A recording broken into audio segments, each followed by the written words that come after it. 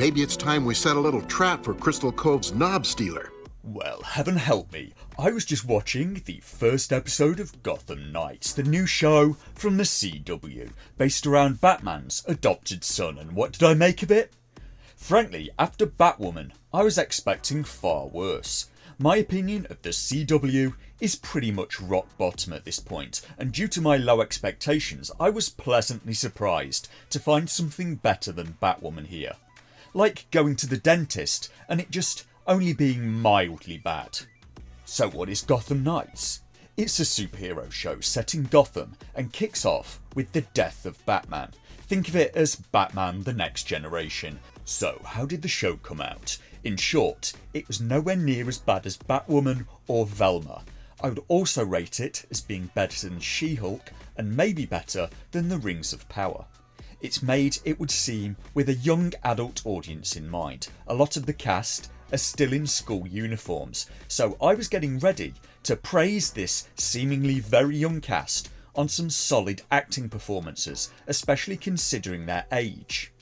But in the grand old tradition of Hollywood teen shows, the actors playing the teens are largely substantially older than the characters they are supposed to be playing. The actress Anna Law, pictured here in school uniform, is actually 29 years old in the real world. And credit to her and them, she did not stick out for me in a school uniform. If I didn't look, I don't think I would have known. So kudos to them for finding a 29-year-old woman that probably still gets asked for ID when she tries to buy beer. The directing and cinematography is not bad at all. There is some nice shot composition in here. It's courtesy of a British director called Danny Cannon for episode 1, and he has bags of experience, recently directing on the shows Gotham and Pennyworth. What lets the show down is the story and fight sequences, and the story is coming to us from many of the same people that brought us Batwoman. This show is also very much a product of the message cult, and the things it does well are tainted by it. It's like seeing a very well produced short film brought to you from the Church of Scientology. It may have good shot framing, but at heart it's still from the Church of Scientology, and the studio in Burbank, California simply cannot help itself. They can't stop. Everything they make has to abide by their faith. It's history. Mom left. Dad couldn't beat on her anymore, so he turned to his kids. He didn't have a problem with bisexual chicks in his but having one under his roof was another story. Cullen Rowe. Really?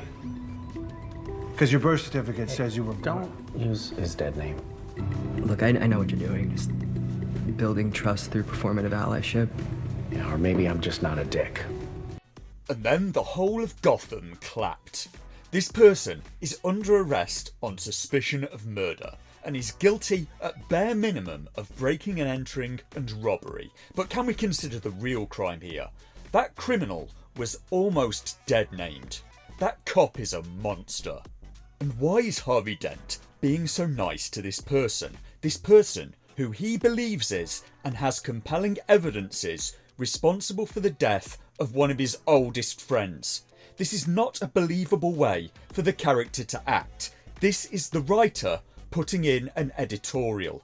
So the show contains the clunkiest insertion of LGBT and trans representation that you could possibly imagine. An insertion with all the grace and care of being forcibly stripped and then slammed into a seated position on top of a pineapple. And it was, for me, about as welcome as that. Basically, I do not care how slick the production of the pamphlet is. I'm simply not interested in either joining or tithing money to your cult. It is like these shows are coming out of an industrial factory like sliced bread, because much like True Lies, the series that I'm also reviewing, this series is extremely horrid. Not horrid, horrid. And here I'll be getting into plot spoilers, because Bruce Wayne kicks the bucket at the 5-minute mark of the 40-minute first episode of a 13-episode series. The Batcave is discovered at about the 10-minute mark.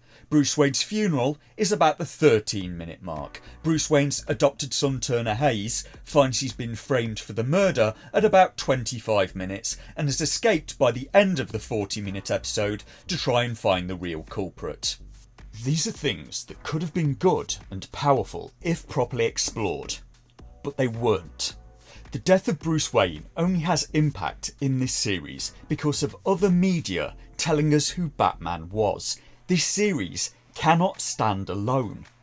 Instead, these life-changing events are rushed through and given very little weight.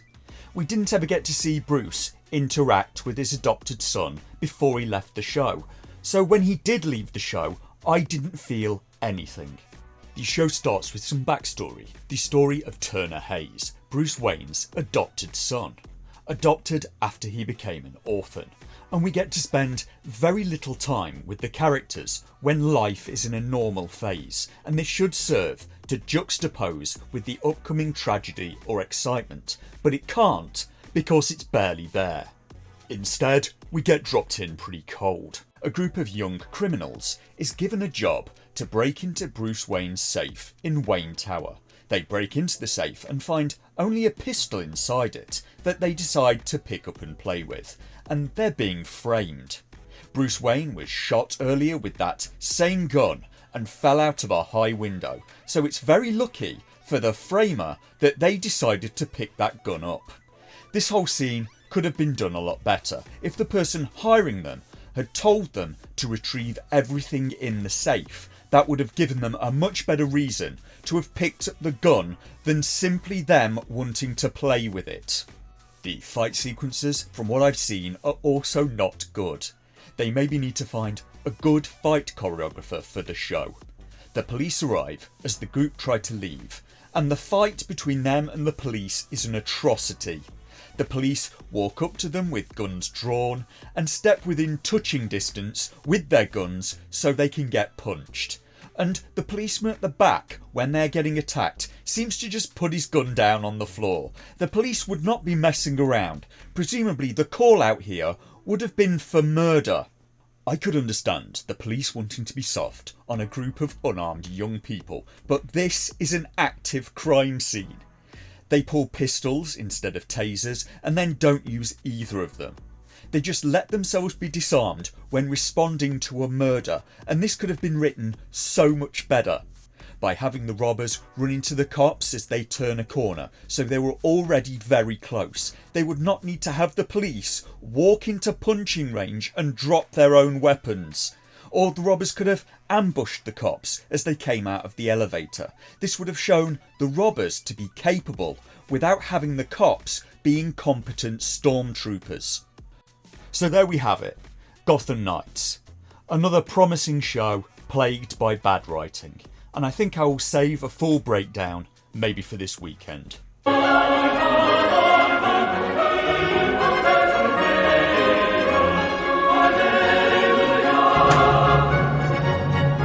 Those look good. A big salty clam would sure go great with this heat.